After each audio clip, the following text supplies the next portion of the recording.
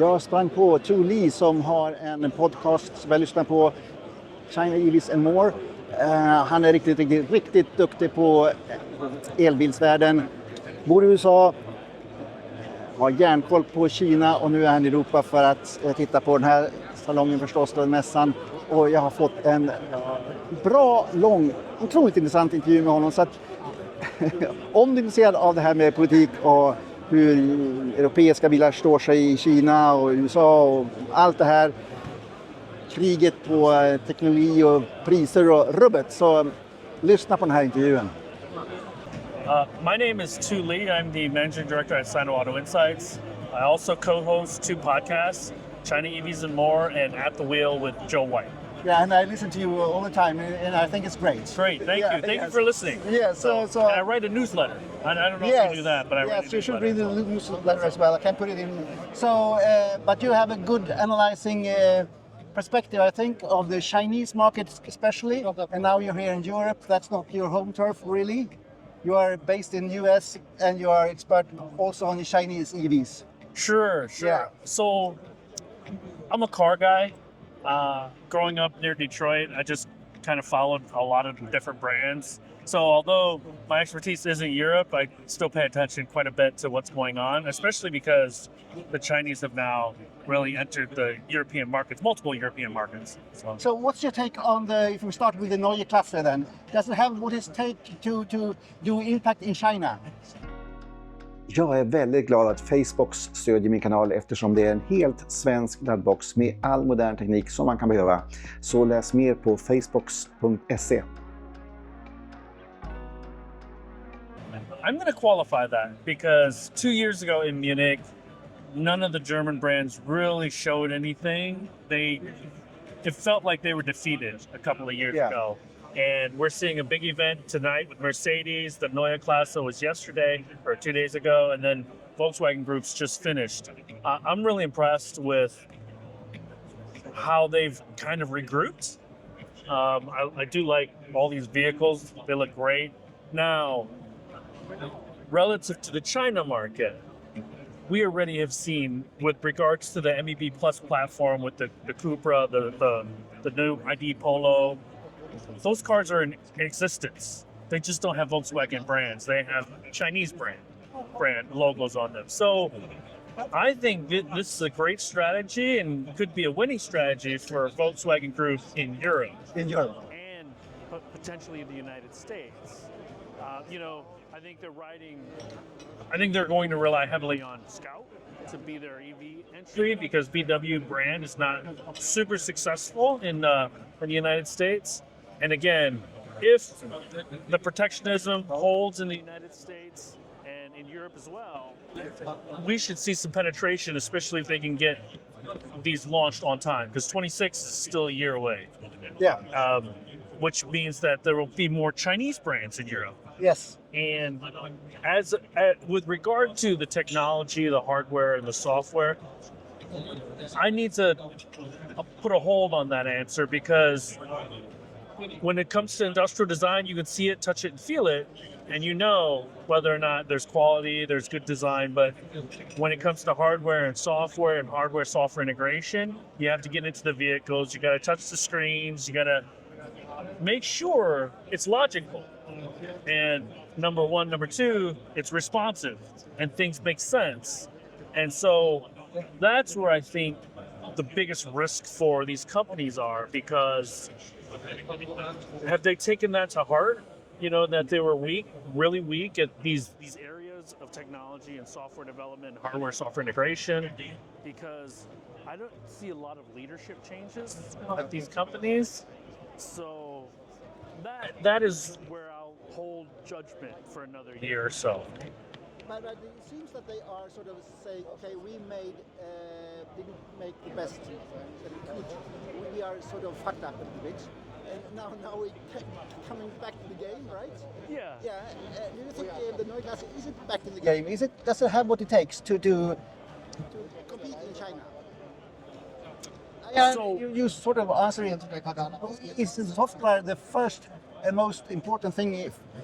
Not the range or the design or the core computing or the speed of charging. It has all these things, I say, on a good level. I think the biggest, most important aspect for the German companies in China is providing value. Value. There are so many brands in China. Many of them have really great products, and they struggle to sell. Yeah. We also have seen historically BMW, Mercedes, Porsche, Audi do very well because they're very prestigious brands in Europe and European brands.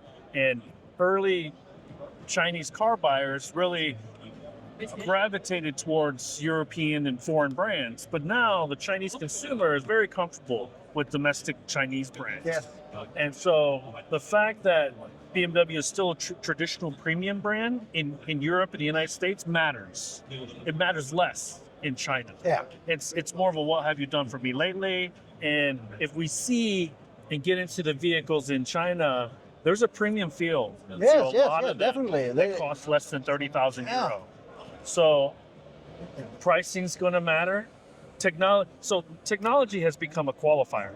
The features and the services that you can that you provide in the vehicle to the user, those are qualifiers. And again, physically, the iX3 looks okay. It'll take some getting used to, but I feel that BMW, one of their more weaker areas for the last several years, not just on the EV side, has been design. The kidney has gotten larger and larger and larger. Yeah. And so it's a bit more polarizing. So I still think that the best way to provide and kind of rebirth demand for your product or your brand in China is to really lean into the value proposition, which is not a strength of the premium automakers. Den här videon presenteras av Carla, där du kan köpa och sälja elbilar och laddhybrider online. Så gå in på Carla för gratis värdering och hitta din nästa bil. So, And if you compare the BMW, the interior has this small screen and this all the other things up here, the panoramic. And if you compare it to the Mercedes-Benz, who has this huge screen like Chinese style, which will do the best in China? So the Mercedes, and again, I haven't seen it yet It's physically. like the old, Right, they call it coast to coast, panoramic. Yeah, panoramic. But that was a thing 3 or 4 years ago in China, and Yeah. it's not anymore. Uh-huh. Instrument panels, so they might have a Tesla-like interior front console where there's no instrument panel, but there is a pretty substantial head-up display. Okay, so with Tesla, there's neither, right? There's no front console, instrument panel, and there's no head-up display. So that's the biggest difference. The interior physical design of the front console has evolved. I do think BMWs will resonate a lot better than a Mercedes. But if you look at first gen EQS to this latest panoramic, it has matured and evolved and gotten a lot less gaudy. Yeah. But again, does the screen make sense? And we're talking probably a 30-inch screen. Yes. So that's a lot of design, a lot of software, a lot of different things that are probably happening at once. Does it all make sense? Are we giving too much because we have such a large screen? That's over designing things and then over featuring things. That normally happens to companies that aren't very mature at user experience design. So I'm hoping to see and get a feel for the Mercedes front console a little later tonight. Yeah. So the new thing in China is not having all these super big screens all over. If you go to look at the Audi, it has the screen is taken away. Yeah. Yeah. So that is that the new? I think it's an evolution. Yeah. And I think we're seeing it from all the automakers, because I just was test driving a Ford Mach-E, and the interior looks great. It's a small little instrument cluster right here, a digital instrument cluster. It's not, and it looks more integrated into the front console, whereas it used to be 2 iPads. Yeah. And it felt like 2 iPads because the systems weren't really integrated. Now, my friend drove me and dropped me off today in an i4, and he was still having problems with CarPlay. Okay. So that's one of the things that is like basic blocking and tackling. If these car makers like a VW Group can't reconcile with their partners on how to create a seamless integration so that if you and I drive the same car, it pairs seamlessly without, I need to disconnect this Bluetooth. It doesn't know that 2 is driving. It knows that you are driving. And that's just basic stuff. Yeah. And if they can't fix that basic stuff, that needs to not happen in these generation vehicles in 2026. Because if you can't get the basics right, they're not going to trust you to do the hard things right. Great. So you think that the iPad era is sort of over for the interiors? So Yeah. I think what will happen is as more intelligent driving capabilities increase across more products, mass market products, what you'll need to see on that screen will evolve. Yeah. So I don't think that the iPad era might be over. It might be over now because people still need to pay attention and drive. Now, if the driver is at level 3 plus, maybe the iPad comes back, but with a totally different function totally different function. Yes, of course. And but that's the most exciting thing. The best part of it is China is really driving a lot of that innovation because of that price war. Yes. That's the good outcome. The bad outcome is that, the involution in China and the price war is really, really making certain companies struggle. Yes. So if you talk design, the Audi concept here, and you could also say, for example, the little bit of the BMW, and you look at the Jaguar, and you look at the Bentley concept, it's sort of Gotham style, or Auto Union, you could say. Are there any brands in China who has adapted that style? So there used to be a brand, Hi-Fi, that was they leaned into tech and leaned into really avant-garde design. But it was all over with the screens outside. And they used to be able to write things. Yes, it was too much. It's sort of simplified. It is. But is it too simple? Is it? Because this car reminds me of an Audi, the GT? coupe. Remember, not the Audi. It reminds me of the Infiniti. Remember, they used to have a small little coupe. Small coupe, yeah. So I always liked the TTs, but I don't know if this is too simple. Okay. But again, I think one of the craziest and biggest challenges is in China, you don't get the opportunity to take advantage of the handling of a car and the speed of a car because traffic and speed limits. And here, I was reminded just yesterday, we're driving at around 200 kilometers an hour on the Autobahn. And so it's necessary to have a vehicle really engineered precisely in order to stay firm at those speeds. But is it necessary for China and the United States? I don't know. And probably not. Yeah. And so that's what I think the Europeans specifically have to balance. Yeah, I drove the Seeker 7X. Oh, yeah. And it's a lovely car. It's very good value in Europe, but it doesn't handle as a European car. Right. So there's a great article in Reuters by Nick Carey who talked about how Chery changed the China spec. I want to say it was the Moto 5 to Euro spec within 7 weeks. Oh, shit. So he drove the China spec, and then Chery let him drive the Euro spec, and he was like, night and day. And you and I know that it would historically take a legacy OEM a year to do something like that. And it would take multiple approvals, and it would take multiple engineering changes.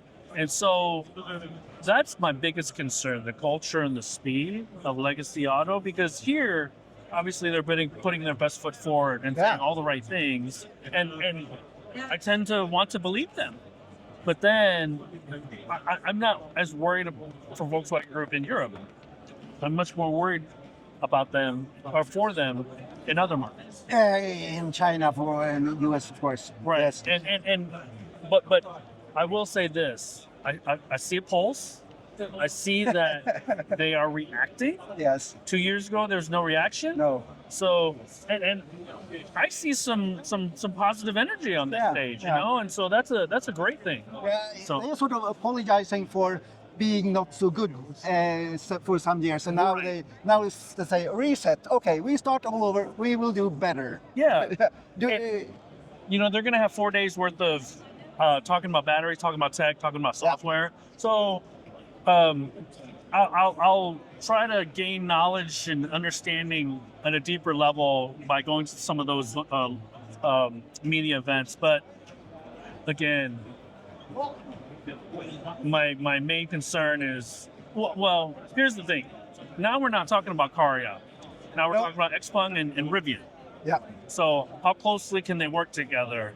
Can the Volkswagen management team back off and let the pros do what they're good at? Yes. Hopefully. But that's an ego thing, and that's a management thing. That's not a technical capability, because they've already acknowledged that they don't have the technical capabilities. That's why they're bringing these companies in. Yes. But now, if you hire a chef, you should let him cook. So that's part of what I think is going to be the biggest challenges for them moving forward. So what's your analysis on the Chinese versus Europe in the European market for the coming 2-3 years? So I think there's a certain amount of alarm about the imports. I think we're going to see a larger focus on who's going to build locally. Yeah. And I'm not talking just OEMs, I'm talking battery companies and Yes. other tier ones. And BYD has started shipping kits from Europe to the rest of the world, or from Europe to the rest of the world, or China to Europe, kits from China to Europe. Is that enough? Or do they want assembly to be done in Europe? Yes. You know, that's where the EU needs to really, let's say, get much more detailed and understanding on, because shipping kits and doing final assembly in Europe is not going to really add a lot of jobs. And the other thing for the European automakers is how much smaller can they get? Because the constraint is labor unions will not allow them likely to get as small as they need to in a short period of time. So that's going to be a huge constraint for them. Can they get imaginative? I don't know. And ultimately, what happens with Volkswagen Group and Rivian? What happens with Volkswagen Group next month? You know, do they invest further, more heavily, or are they trying to bring in that talent in-house so that they don't need to rely on a Rivian and an Xpeng as much in the future? So It's going to be interesting. So the final, what was your initial feeling when you saw the iX, the BMW? I mean, was it a mind blower, or was it just, okay, this is the minimum level you have to format? Because for me it was, okay, now they have figured out what they need to do, and they delivered on all the things that I expect them to deliver on. So, I'm sorry, what's your name? Ulrich. Ulrich. Yeah. Ulrich. I'm let's say, I'm spoiled because you got to drive the Zeekr. I go to China fairly often, so I get to drive these amazing vehicles. Yes. And I get to talk to these Xiaomi. people. Have you driven it? Xiaomi? Yeah, I have. You have to tell me about that, because that's what I would like to drive. So I haven't driven the U7. I've driven the Okay. SU7. Yeah. The SU7 is very, very nice. And we always have to remember, at a $40,000 price point, So it's an amazing vehicle. It would sell like crazy here and in the United States. But so that's why I'm spoiled, because I see the iX, the Neue Klasse, and I'm like, oh, it's pretty nice. Yeah. If I hadn't seen the Chinese vehicles and tens and dozens of them, Yeah.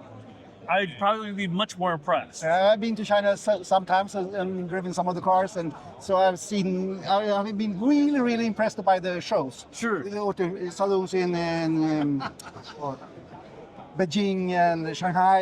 It was amazing. I was sort of knocked down. So you're a little spoiled too. Yeah, I was knocked down. I was lying down the first time. I couldn't really comprehend the speed and the quality of the cars. with the prices. most people here also can't comprehend it because No. they haven't been. No. So that's why you and I are spoiled. Yeah, we so are when spoiled. I saw the BMW, I was like, Okay. you know, it's nice. Yeah.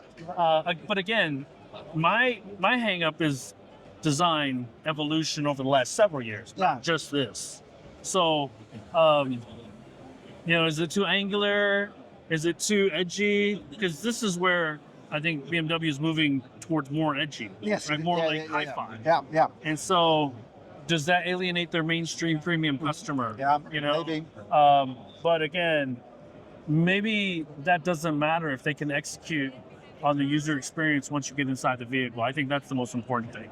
So if you could just sort of really quickly say that the combat on the European ground, China versus Europe, who will have gained more momentum in like 2-3 years? Will the Chinese sort of take over, or what will happen?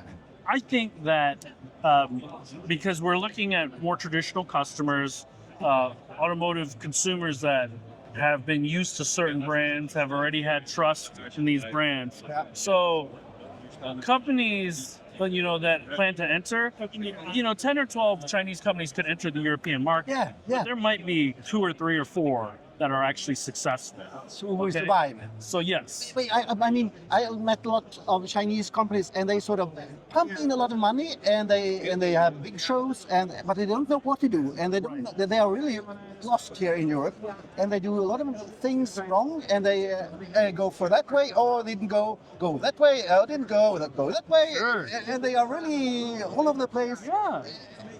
So And I'm really puzzled because they seem to spend all of the money. And not knowing what they are really doing.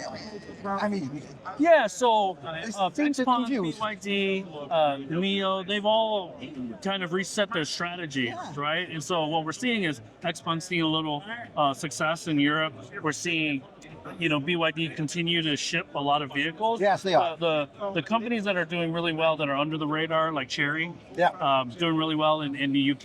Yeah. And so I think we're going to see. To answer your question, I think Zeekr will find a place in Europe. I think BYD will continue to be a major player.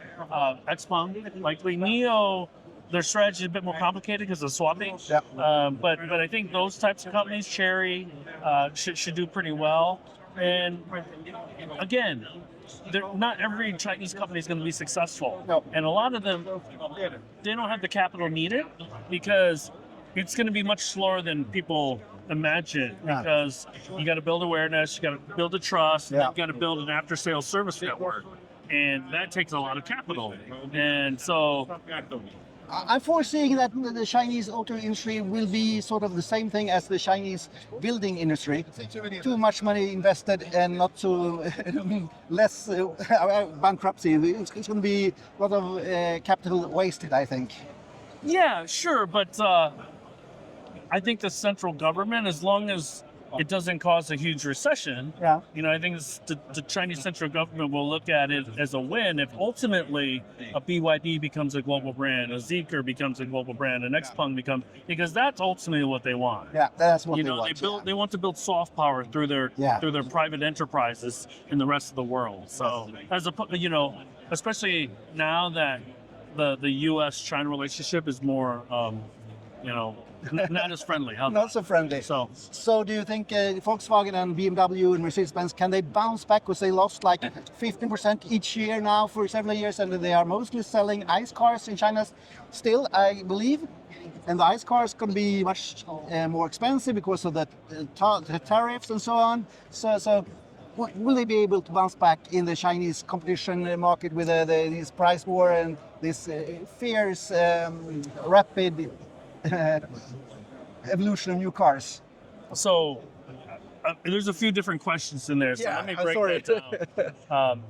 First of all, they have to find a bottom because they're still losing share. They're still losing. So I think, like a GM, they found a bottom. I think Volkswagen will find a bottom this year, and they're hoping that the Xpeng IP vehicles that they launch next year will be able to take some share. But again, the pricing is going to be the pressure on pricing is going to be downward, and so can they match pricing of a BYD, of a Chery, of a Geely in the China market? But they will be built in China, so they should have the same opportunity to have the same prices. They should, but the Chinese, because of the price war, they're just pricing them to keep utilization rates high at their factories, right? They're losing money. They're losing money. So And even BYD is losing money, sort of. I mean, no. I don't think anybody's making any real money, No. right? They might be making money accounting-wise on paper, but I think everyone's hoping that the price war really, the intensity of the price war dials down in 2026. But then some of the companies has to fold. That's the challenge, Yeah. right? And you look at the state-owned enterprises because they're likely larger. And to your point, the legacy automakers build more ICEs. The state-owned enterprises also build more ICEs than they do EVs. And so a good part of that overcapacity is on the ICE side. Yes, it's going to be larger and larger because the ice is going down. Yes. And so that, number one, increases the pressure to export. And then number two, it increases the pressure for poor performing companies to get out of the market. But once we talk about state-owned enterprises, it gets very political. Yes. And so that's really the joker in all of this. Because I think if it was all private enterprises, then the weaker companies would go away. But even I mean the state-owned like the companies, they can't lose money forever. They can. They can. But that's why they're hopeful that the price war will go away. Now, The province and so on. well, but so and this is where it gets political, because does the central government force its hand and force players to consolidate, at least at the state-owned level? Because they don't really want to do that to the private enterprises. No. But your guess is as good as mine, because the state-owned enterprises at the provincial level, they have differing priorities, right? The central government wants an efficient, very competitive market. The provinces, in order to get promoted out of the province and into the central government, you need to increase tax revenues, you need to increase jobs, and so that's really at odds with what the central government wants. So I think that's going to be the most important thing to look at in 2026, how that shapes. I could talk to you the whole night. But the last one, the U.S. market.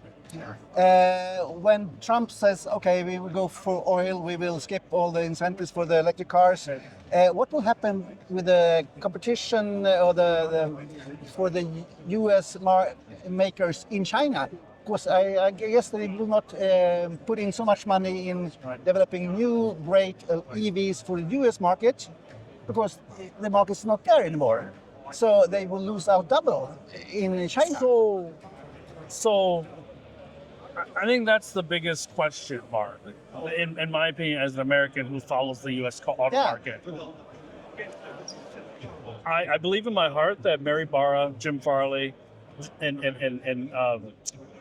they all want to be global automakers. Yeah, of course. So even if the CAFE standards and the restrictions on emissions goes away, they still need to continue to develop clean energy vehicles if they want to compete outside of the United States. Yes.